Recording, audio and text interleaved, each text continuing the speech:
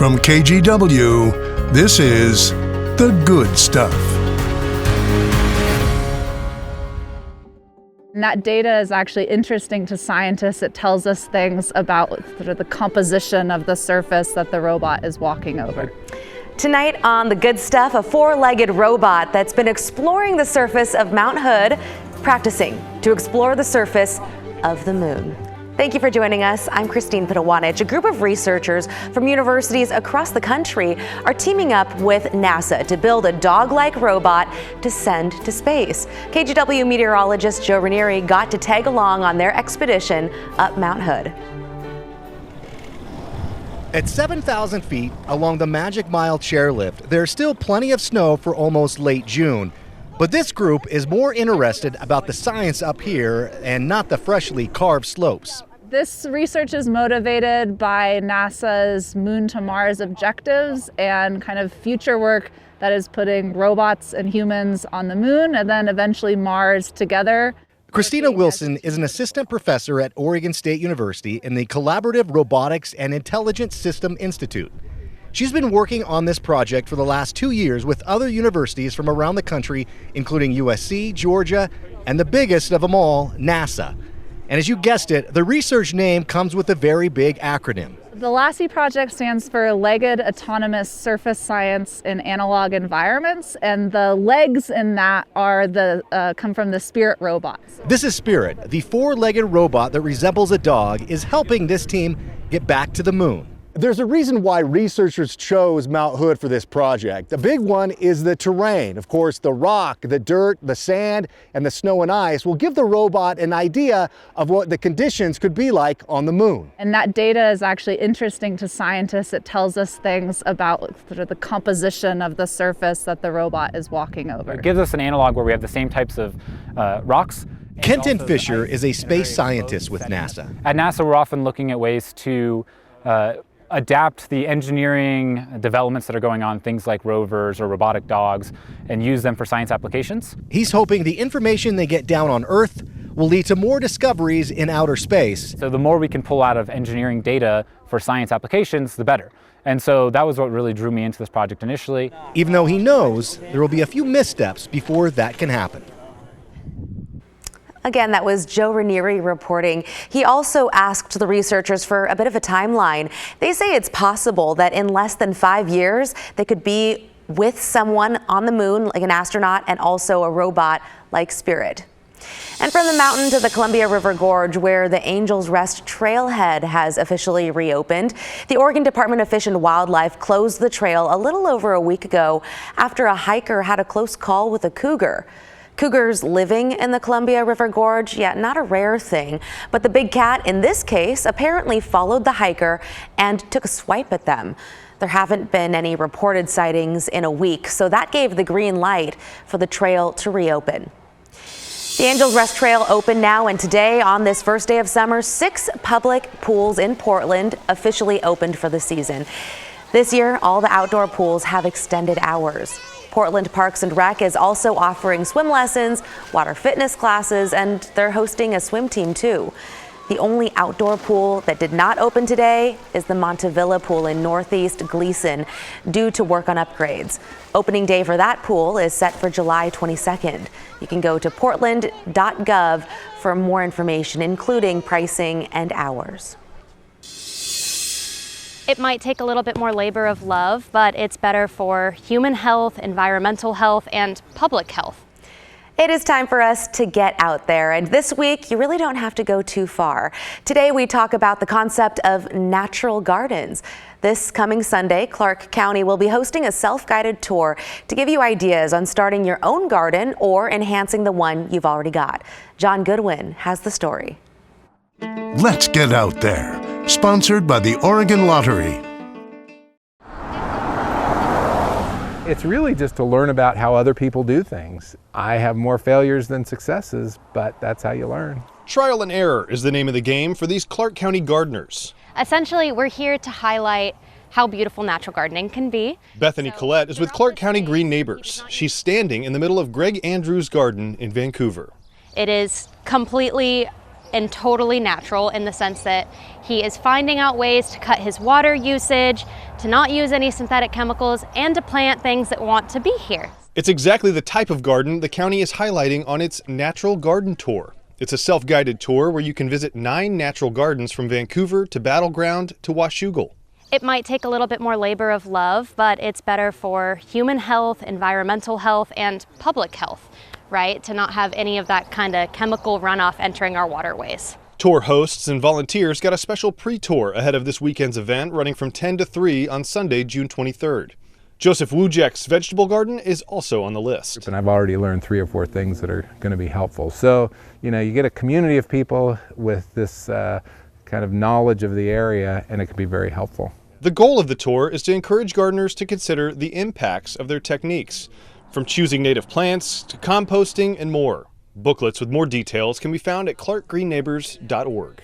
You're your own tour guide, so you can decide how long you want to spend on a site, how short you want to spend on a site, how you want to move through the space, if you want to talk to any of the volunteers or gardeners, or if you want to just completely immerse yourself in the nature and the beauty of it all. It's up to you.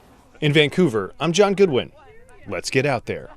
Yeah, definitely a perfect time to get out there with the sun staying out longer, days warmer too. Speaking of getting out, we posted this to our Facebook page yesterday asking for your favorite summer spots. We got so many responses that we wanted to share a little more of them today. We'll start off with Mindy, who says she loves to hang around Kilchis Park in Tillamook. Looks like a perfect spot to stay cool. Victoria takes us up north to the San Juan Islands, where she says she loves to partake in a little summer whale watching. Beautiful stuff up in Washington, yeah. And Dawn sent in this picture from Rockaway Beach out on the Oregon coast. Whoa, look at those colors, so bright. I love it. The sunset's looking phenomenal. Stacy says she enjoys spending time on the banks of the Columbia River at Broughton Beach. Looking like a great spot for sure with that blue water and blue sky. Finally, Brandon says he likes to take in the summer weather right in our backyard here in the Northwest. In Portland, wow, beautiful. The Pacific Northwest in the summer, really, in my opinion, the best, hands down. By the way, you can share your photos and stories of good stuff happening in your community anytime by texting it to us at the number on your screen, 503-226-5088. You can also email us at thegoodstuff@kgw.com. We've been talking about it a lot, right? The Olympics. In just 38 days, a small piece of Oregon will be part of the Olympic opening ceremony. That's because Team USA will be sporting this Ralph Lauren blazer that's made with wool from the Shanika Wool Company in Maupin. So what do you think? Are you feeling it? Pretty cool stuff that it was made in our area. You can catch the opening ceremony in Paris right here on KGW and NBC on Friday, July 26th. Stay with us. Ahead on the good stuff, we're talking more Olympics and what to expect as the Team USA track and field trials kick off tomorrow.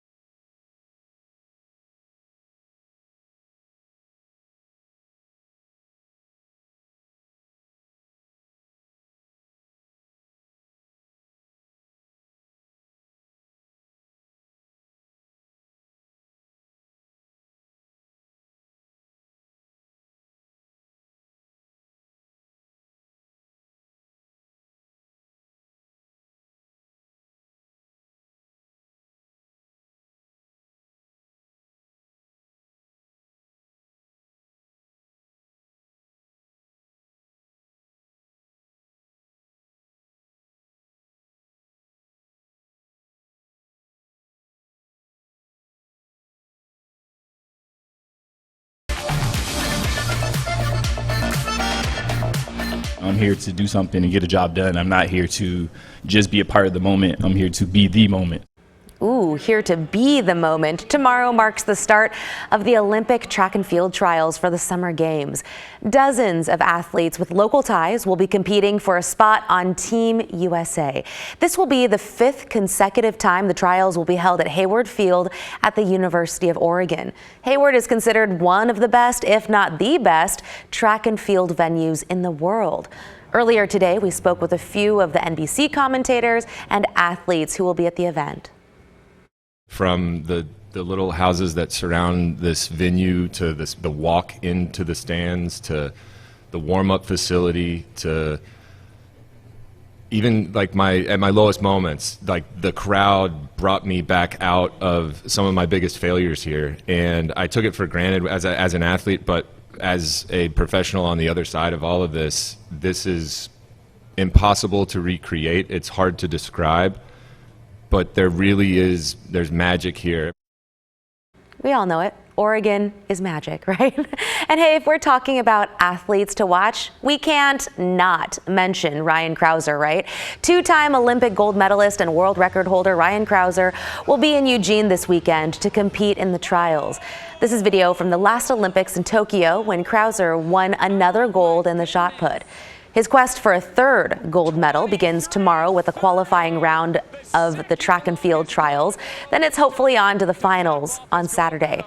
Crouser, who grew up in Boring, Oregon, is the overwhelming favorite, hopefully, to win in Paris. And another athlete to watch is sprinter Kyrie King. The former Oregon Duck helped the U.S. win gold in the 4x100 at the World Relay Championships last month. He's hoping to earn a top 3 finish in the 100.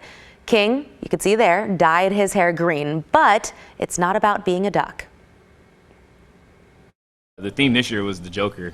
So, I wanted to come in and, shake things up, put a little chaos in the sport. There's always those 3 guys, same guys that everybody wants to make the team or talks about or something like that. So I just, wanted to throw my name into the hat and, cause a little chaos or something like that. Okay, bring in the chaos. Qualifying in the 100 meter is Saturday and the final is on Sunday. And a 17-year-old from the Seattle area also hoping to earn her spot on Team USA at this weekend's track and field trials. Jayciana Gerald has won a Pan American gold medal as well as 9 state titles in track and field. And those awards come from more than one event. From the hurdles to the high jump, shot put, even long jump, she's really done it all. And while her best event might be high jump, she's a threat to make the Olympic heptathlon team, which, as you may have guessed, is 7 events. So 100 hurdles, high jump, shot put, the 200 the first day, then you come back and you do long jump, javelin, and the 800. Being able to put on red, white, and blue to represent my country makes me feel like, okay, wait, we actually might be doing something right. It's just a blessing, honestly. Gosh, can you believe Gerald is only 17? Wow. She's planning on graduating high school a year early, too, and then plans to attend the University of Illinois next year. Accomplished, for sure. We all need to take a page out of her book, I think. Best of luck to her. So if you can't make it to Eugene for the trials, we've got you covered. Don't worry. Orlando Sanchez and Art Edwards will be in Eugene tomorrow, and we'll have live reports starting on the news at 4. KGW will also be airing the Olympic track and field trial events live starting at 6 p.m. tomorrow through Sunday, June 30th. So there will be no 6 p.m. newscast tomorrow night. A replay of the day's events, though, will also be airing again at 9 p.m. And it won't just be athletes representing the U.S. or the Pacific Northwest in Paris this summer. 2 doctors from the Seattle Children's Hospital have been selected to take care of the U.S. swimming and track teams. Brady Wakayama with our sister station in Seattle spoke with both of them as they prepare for the Summer Games. This is the pinnacle. This has always been the goal, to get there. Dr. Brian Krayback will be front and center before the biggest global sports event of the year. This is part of what sports medicine is at the highest level, and I feel like the experience I've had in taking care of athletes and being at the games before sets me a little at ease in knowing that I just need to go and do my job. Krayback is a physician with Seattle Children's Hospital and UW Medicine. He's heading to his 4th Olympics this July. Each experience has been memorable, but he says the games in Paris could top the rest. As one of the top docs overseeing the 70 athletes on Team USA's swimming team. We're not there to go look at the Eiffel Tower. We're not there to go see the Arc de Triomphe. We are there for a purpose and a goal. The goal is to provide medical services for the best athletes in our country. It's a shared goal for Dr. Krayback's colleague, Dr. Monique Burton, who will also be making the trip to Paris. Her role will be as a physician with the USA track and field team. Be able to have put in that work and then to be selected, it truly is a gift. A gift that keeps on giving, with this being her 3rd Olympics, as she cares for the 140 track and field athletes going for gold. And to get to hear our national anthem when they are winning is like, it gives me chills. Both doctors are grateful to represent their country during a summer they'll never forget. There's no win or lose in this, right? We're heading to the Olympics. This is going to be outstanding. This is a win-win-win situation. Reporting for King 5 News, I'm Brady Wakayama. After the break, we are celebrating Pride Month with a look back at the founding of one of the first organizations aimed at supporting the Black LGBTQ+ community, started right here in Oregon.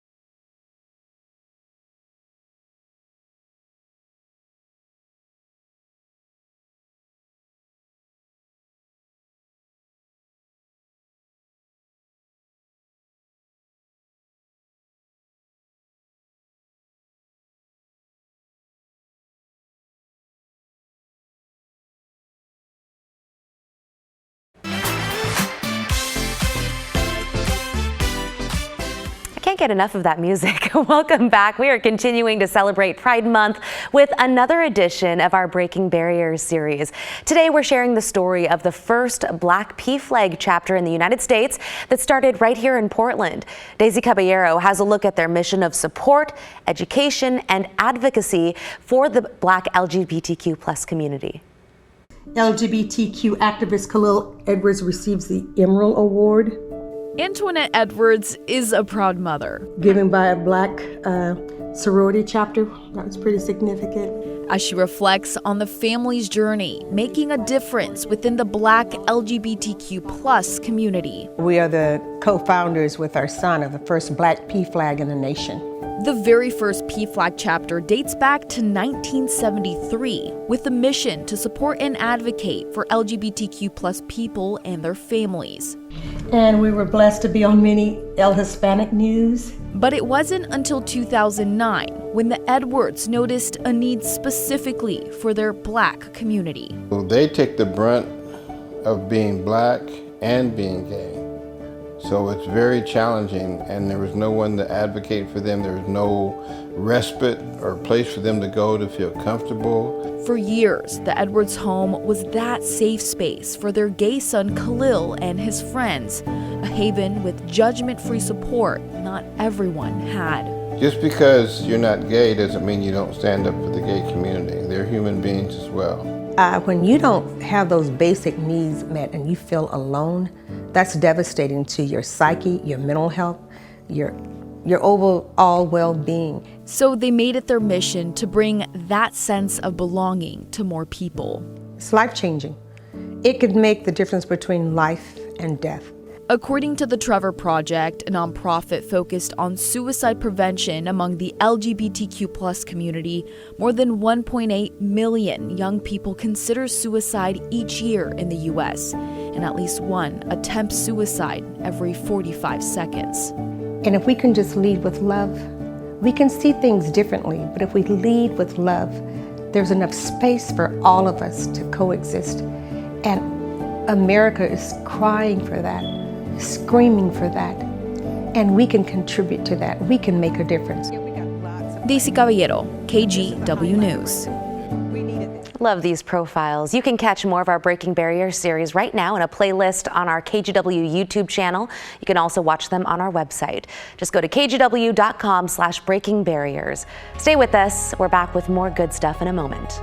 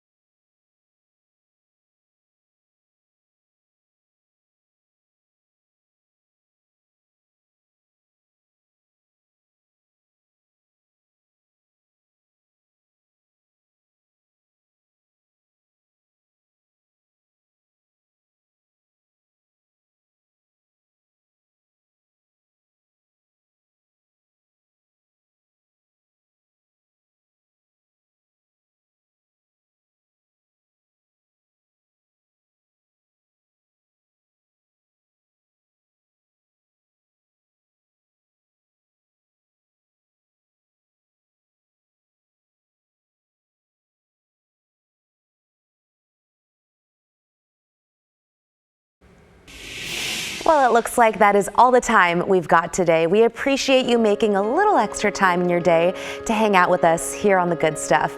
And as we say goodbye, we'll leave you with this beautiful view from our reserve golf course Skycam in Aloha. I just love the rays of the sun, the blue sky, the green. Look at those trees. The Pacific Northwest is the best, right? Picture perfect, really, on our first official day of summer.